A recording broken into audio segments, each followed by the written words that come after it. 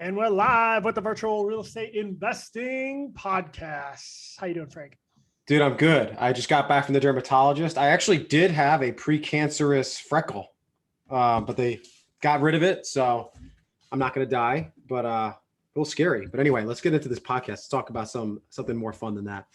Do we have a larger volume of freckles than any other partnership in real estate? Dude, it's well, we're not going to have any company offsites in Miami, right? I know that most people are not watching the video, but we are like the palest dudes. When we were at Army, we played football. We were the palest guys on the team. It's like embarrassing. We're like 90% Irish between the two of us. It's awful. Yeah. So getting into it, we're doing good, man. This summer's been 100 miles an hour, trying to have a balance of enjoying family time and, doing the normal like summer trips, camping, this, that, and the other. And then our business is booming, but it's also like lots of big things happening in our business. So it's not just busy. It's like we've been making decisions and evolving stuff. So I feel like life's been good, but it's been crazy busy. Yeah. We've been on the road, both of us, I think 3 of the last 4 weeks. One of those weeks, we are doing something new. So we got a storage unit locked up in Lawton, Oklahoma, home of Fort Sill and the Field Artillery of the Army. So it's a military base. So I guess we'll tell people we started looking to acquire storage facilities, and it's like, why do we want storage facilities when we're super deep into single family housing on a day-to-day basis? And we decided that, since we operate remotely, like what is the easiest to operate from a distance, right? Is it multifamily when you have all these new tenant laws popping up all over the country and it's harder and harder to manage persons and tenants as a landlord? Or is it easier to manage a steel box that rents at a similar rent dollar per square foot, right? So we opted to go to the storage facility where we can, I guess, flex our muscles from an operations perspective. And we went and damn did it. So why don't you go over, since you did the negotiations, like how we locked that up? Yeah, man. So we made the decision to go after self-storage, right? And I think the one thing I would kind of add a little bit was we had some ambitions to be the next iBuyer, or to beat the iBuyers, or to get acquired by them. And as we studied them, it's like their goal is not really to be profitable, or it's not their number one goal. So trying to beat them is almost impossible. Their cost of capital is so low that it's almost impossible to compete with them there as well. So it's like, I don't think we could be an iBuyer, and I don't even think we want to be. Then we're like, all right, let's look at potentially starting a single family fund. And while we can do that seemed like way more work than looking at another asset class, right? So we're like, all right, self-storage, right? We looked at a bunch of them, but we said self-storage, did a bunch of research. We bought Into the Storage Rebellion's course, which we had done a bunch before that, but that helped us kind of get over the edge. And we said, all right, let's go evaluate a deal. So we see this deal listed on LoopNet in Lawton, Oklahoma. Lawton, Oklahoma is one of those where Oklahoma isn't really known. It's not where a lot of people want to live, right? Or you don't find a lot of people moving to Oklahoma. Well, Lawton is kind of known as like a crap hole of the state of Oklahoma, right? But because we're both field artillery officers, we've been stationed there multiple times. We're very familiar with it. And the bottom line is there's some great things about Lawton. There's some areas of Lawton that I really like where we've lived. There's some wonderful people there. And because the military is there, it's not getting any smaller. Okay. So all that to say, I know you told me to tell the deal. We find this deal in Lawton, Oklahoma. We don't think there's going to be many people interested. Sorry, I had mom's in Florida this week, so I am watching all 4 kids, and they came in screaming. So we find this on LoopNet and call the broker. We're like, hey, we think this is overpriced, and so we kind of anchor them super low, come in with a low ball offer. And I think the broker was about to just write us off and not really to start taking us serious. But what we did, and I think what helped us get the deal, is we looked online and saw that the owner of the storage facility also owned like 8 houses. So what we did is we made an offer for both the storage facility and all 8 houses. right? And that did two things. One, it made the owner and the broker take us serious. It added a certain level of complexity to the deal that I think allowed us to come in lower. And long story short is we end up locking up this storage facility at a price point that I think both of us are really comfortable with. Yeah. And it comes down to two things, I think. One, it's understanding your seller's motivation. This goes for any deal. This seller in particular, they own the facility. It was a mom and pop shop. It was a husband and a wife. The husband owned bars in Lawton and got disengaged with the business. The wife's been running it for years on her own and she wants to retire, right? So they're a tired landlord, essentially, as we say in the single family space. So what do? You're like, hey, I'll write you a ticket to retirement. So then the broker is looking at that seller like, yo, this is your opportunity, you know? So I think we nailed it there. And then the other things like levers. The more levers there are to pull in a deal, in this case, it's 9 properties, or 8 houses in a storage facility. The more levers you can actually pull in a deal to negotiate, generally, someone who's cut their teeth in single family or a wholesaler or someone that brokers for a living is going to win that negotiation, right? The more complex it gets, like that's better for us. So I think the lesson learned is like try to add as much leverage as possible. Throw seller financing in, like show people you're sophisticated and like you don't know what's going to happen, right? It's definitely one of those where as we progress, like, does that become our norm of just like overcomplicating things, right? And is it of poor character to intentionally overcomplicate things during a negotiation just so you can get a lower price? I don't think it is, but it's interesting. Well, I think it's okay if the complexity you add is aligned to the seller's interests and motivations. In this case, it was, right? Like we actually would have solved the problem for her, even though it would have sweetened the deal for us. If you're just doing it just to do it, then yeah, I think you're kind of an asshole, you know? Yeah, right. So I want to talk real quick. So we had an awesome broker. I think he's awesome, young guy. Seems really good, high speed. But I want to talk about self-storage brokers. And the reason I want to make this point is if you've ever called multifamily brokers, they can be a pain to get on the phone. They can be a pain to get any information from. And all in all, I've found most of them to be, rude, and it's really hard to be taken serious. Where self-storage brokers, I'm amazed. I call these people off LoopNet or, Crexy, some of these websites, and all these brokers like are super nice, super polite. They get us all the information we need because we're continuing to underwrite all these. So I just want to make that point. Like, seems like in the self-storage space, people are just a lot nicer. I think that's also a symptom of like what properties we're targeting, right? So this is what I'm getting at. I don't think there's a ton of storage brokers, people that specialize in storage that live in Lawton. There's probably 0 brokers that actually do that, right? You're going to find there are brokers from Oklahoma City. I'm sure a lot of the bigger commercial agents are also from Oklahoma City that deal in Lawton. So like I find that agents are jerks when they have all the leverage and they hold all the cards, right? This agent's like, okay, this is a 55-minute drive. It's only $1.5 million. All my other properties are probably 3 million and above. I don't really want to deal with this. I don't have leverage, right? Like I want to make one trip and I want to be like, bam, bam, deal closed. So like what I'm saying is if we continue to target tertiary cities like Lawton, Fayetteville, like an hour outside of Tampa, like we might still get that treatment. I think if the same call goes to someone who's in New York City, they are going to tell you to go after yourself, Yeah, I think there's truth in that. But I would say I've talked to multifamily brokers in some of these tertiary markets and they're jerks. So if you think about Lawton, Oklahoma, like there's 5 brokers in Lawton, Oklahoma that make a really good living off apartments, right? So there's just so many more of them, right? Let's talk about how we're evaluating these deals, right? If anyone listened to our last podcast, we had Mike on, he talked about how generally people are evaluating self-storage deals, but what is our strategy in evaluating these and where we're going? I know this is something, we don't have completely locked in yet, but where are we at with it? I mean, we're looking to add value, right? And what does that mean in the self-storage space, or really, I think the multifamily space too? It's adding value essentially means increasing the net operating income, right? That means increasing rents or increasing your top line revenue or gross revenue and cutting expenses if you can, right? There's obviously some enhancements you can make to a property to add value. But in our case for storage, we're really focused on NOI.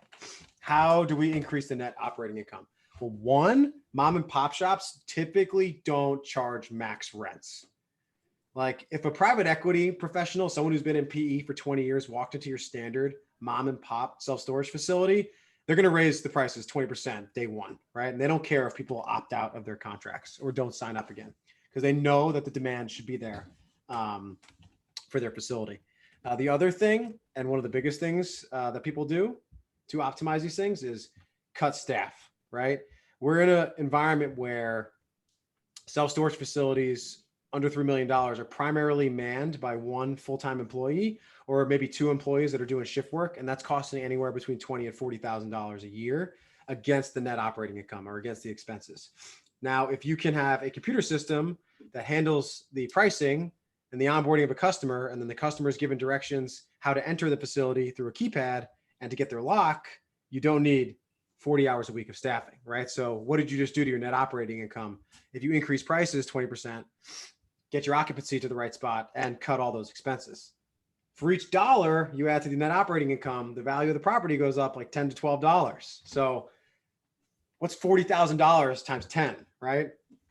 It's a lot of money. And that's on a small deal, right? You could easily add 80 grand of net operating income on like a $5 million property or maybe more. So that's generally what we're trying to do. Yeah. I think the opportunity is, like, everyone can look at an apartment complex and be like, that's a value add deal, right? Like you can see it's got CapEx stuff, capital expenditures required. But with this storage unit, you can't always tell if there's a value add opportunity, right? So I think a perfect world, we go in and we offer a price that the current owner's like, hey, this is a really strong price. But what they might not realize is we're evaluating that opportunity based on doubling the NOI, right? Like we can pay twice as much as if we think optimize, we can double it. So I think that's the opportunity. It's tricky with brokers, right? Like this one's on market. We're underwriting some deals on market. I tend to think we're going to have to go off market, just like we do in the single family space, and spend most of our time trying to go direct to sellers if we really want to achieve any volume here. Yeah, I agree. I don't think this is going to be the type of business where agents are walking around with pocket listings. Here's a facility that dropped out of my pocket. That's not going to happen.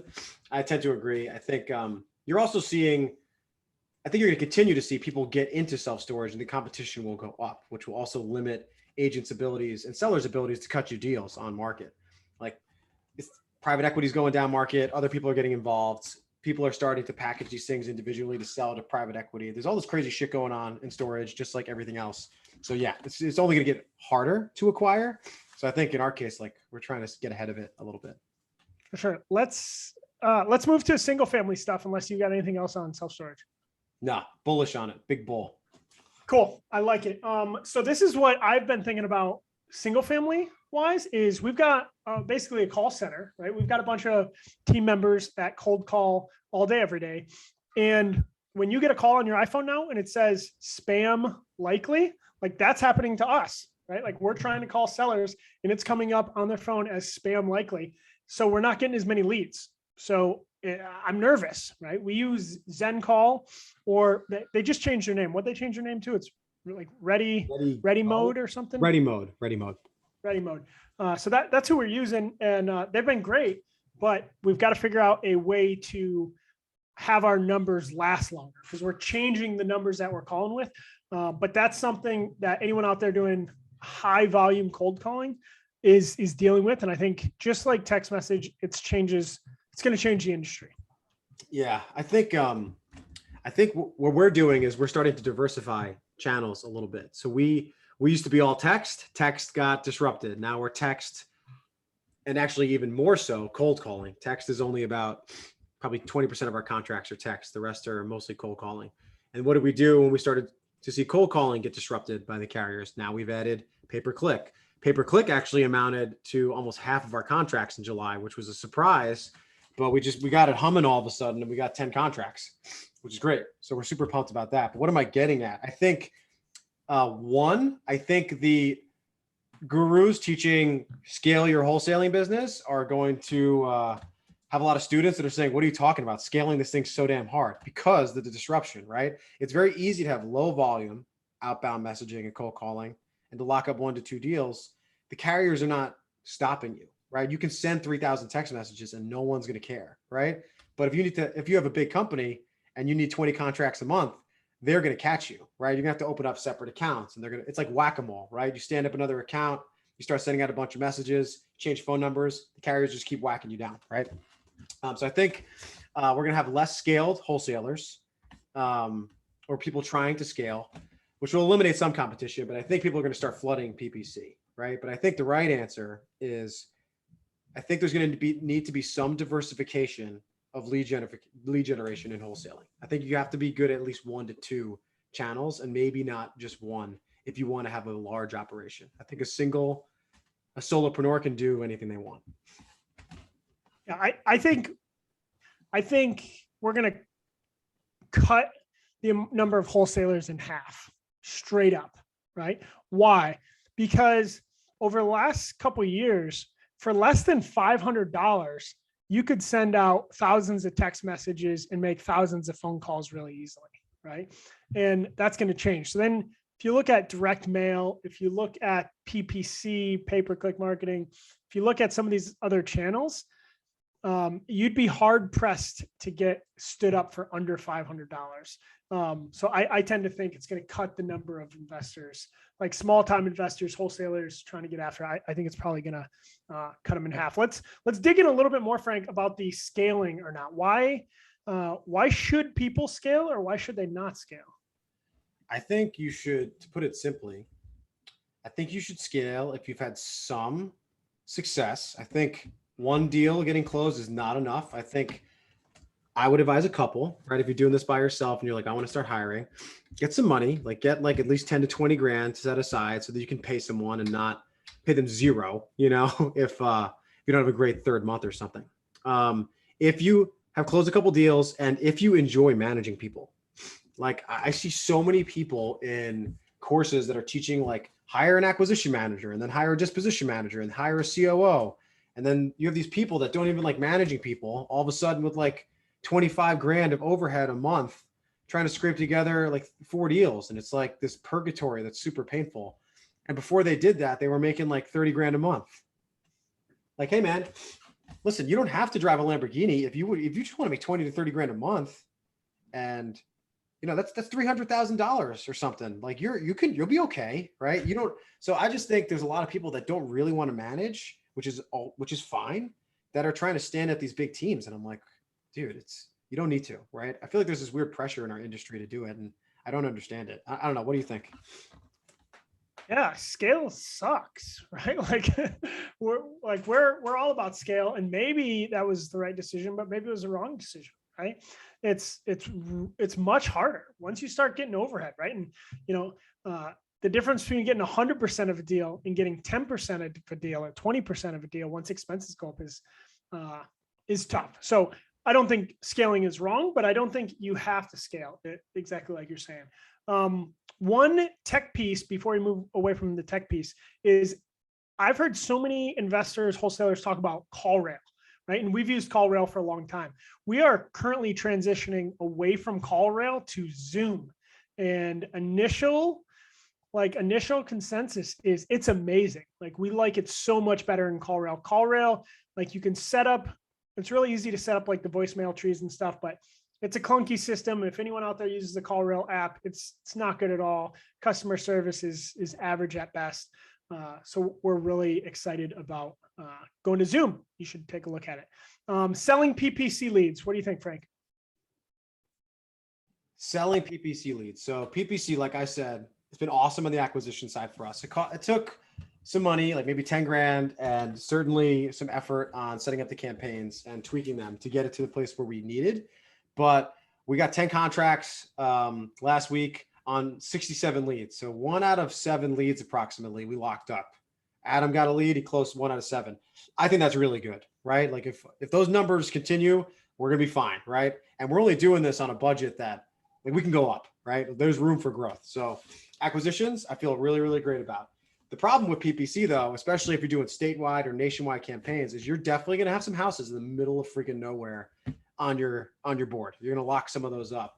And we've seen that if our conversion was like 70% in contract to close, it was around that for a cold call or a text lead, it's probably going to go down for PPC because we intentionally called those people. Like we're like, hey, you live in Killeen, Texas or Cape Coral, Florida. We intentionally want to buy that house. When you get a house in like Kern, Texas or like Fort whatever, you're like, I have no idea where that is. I didn't look for this house. This house found me, you know? Same thing for other investors. They're thinking the same thing, right? So your population that wants to buy that house is much lower. So Nick Perry told us this. He's like, yeah, like I batted a lower average than I did when I was doing outbound stuff, but that's just part of the business, right? So I think we're going to be closer to like 55% closure rate. I think it's a hunch where it's too early to tell, but I don't think if someone's doing 70% close rate at scale with a good fee, I want to talk to them, but I don't think it's happening for statewide and nationwide campaigns. They're just hard to sell. Houses in the middle of nowhere, you know? Yeah, we go back to, we do all this stuff to market deals, but we still sell the majority of our deals posting in cash buyer Facebook groups, right? So if you have a deal in a city that doesn't have a cash buyer Facebook group, like it's going to be 10 times harder, 100 times harder than normal. It doesn't mean you're not going to be able to do it, but it's going to be much harder. And it's one thing if it's a small place, 30 minutes outside of a large place. But some of these places in Texas, like you look at a map, like they're hours from any city you've ever even heard of. Well, the whole supply chain that supports a real estate deal struggles in those deals, right? So maybe if it's a $30,000 house, you get someone in that town might be able to buy it, right? But let's say you get a house at a great discount. It's worth 200 grand fixed up and you got it at 100, needs 20 grand worth of work. In a normal city, a wholesaler is going to move that house, right? They're going to move it. But who the hell's, if you have a cash buyer in that city, are they buying everything with their own cash? Who the hell's lending on these houses? If you go to your traditional hard money lender based out of San Antonio and tell them, hey, I want to borrow 150 grand to buy this house in a town of a population of 1,000 people, a lot of those hard money lenders are going to be like, go F off. Like, I'm not helping you. So it's less liquidity. There's less buyers. You get a nice house. It's like, there's deals out there that are dropping, and you got to find the right person at the right time, unfortunately. For sure. We'll talk marketing quick and then wrap it up. So Frank and I have been doing a deep dive, soul searching experiment, or exploration is probably a better word, of like, what are we trying to accomplish with this podcast? What are we trying to accomplish with our YouTube channel? Why are we doing all this marketing? If we didn't start a course and we're not trying to do any education stuff, why does any of this matter? And we're still trying to figure it all out, but I'll say a couple of things. One is we want to document our journey, right? Like selfishly, we want to do it for ourselves. We've also gotten a lot of feedback that people like following along on the journey. I think Frank and I both like to teach. So although we don't want to start a course and necessarily be in real estate education, we hope we can use podcasts and YouTube videos and stuff to teach and try to share our lessons. We also think it's just going to help us connect with people in the space that we want to develop long-term relationships, whether it's buyers, whether it's sellers, whether it's investors. We want to build some of those relationships. So why does it matter to you? It matters to you because what we're going to do with this podcast is we're going to keep trying to bring in awesome guests, but we're going to try to raise the bar for guests, meaning we don't want to bring on a guest unless Frank and I are super, super excited to talk to them. And I'm not saying any of our guests we weren't super excited to talk about, but we want to make sure that it's timely to the questions Frank and I are trying to answer for ourselves and our business in that given time. And then a lot of the other stuff we put out, it might be Frank and I talking. It might be us talking to our acquisitions manager, Adam, or our asset manager, Carlo. We're going to try our best to document the process, teach as much as we can, but we're not going to put a ton of pressure on ourselves to say, hey, we have to have 2 awesome guests every week. And we're also going to try to make some of these shorter. Instead of doing 45-minute episodes, we're going to try to keep them more like between 20 and 30 minutes. So that's all I got on marketing. You got anything to add there, Frank? No, and I think a theme that people will see is we're trying to also talk to more business owners and entrepreneurs that are not in wholesaling or even storage or whatever. And I think actually that's a good thing. I think wholesalers single family operators in particular tend to like just hang out with each other and talk about marketing and like what lists to hit. And I think there's a dearth of knowledge on like how to actually run a bootstrap business, right? Like the dude that owns car washes knows more about running a business than the average wholesaler. And I think wholesalers should try to close the gap, right? So I think we're coming to that conclusion, like, hey, let's talk to other business owners and people that do other stuff and extract some knowledge from them as well. So hopefully we can get other people that do stuff like that and bring them in. For sure. And like, well, what if you only want to be a virtual wholesaler? There's great podcasts out there, right? Frank and I are huge fans of Steve Trang and Real Estate Disruptors. Like that is a strict, wholesale, virtual flipping type podcast. Like give it a listen. It's great. But Frank and I want the ability with our own podcast to scratch our own itch to bring in business owners, like Frank said. And we're excited about it, right? The bottom line is it's our podcast. We don't want to do something we're not excited about. And this is the direction that we're super pumped about. And I think if you stick with us through the journey, I think you'll be pumped about it too. But that's all we got for now. Frank, take us out, homie. No, thanks everybody for listening. And we'll see you next week and give you updates on storage and what we learned in wholesaling over the last week or so. Thanks everybody.